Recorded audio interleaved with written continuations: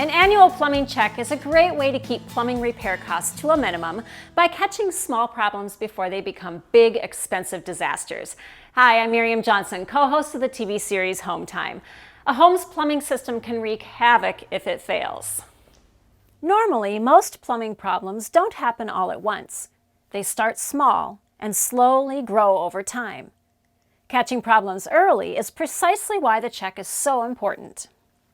So what is a plumbing check? Well, let's review some of the things it includes. First, they'll check the overall condition of your water and drain system. Experts know where to look and what to look for. They'll also look at your water heater to make sure there's no leaks, check the water pressure, and inspect the venting system to make sure it's properly attached and in good working order.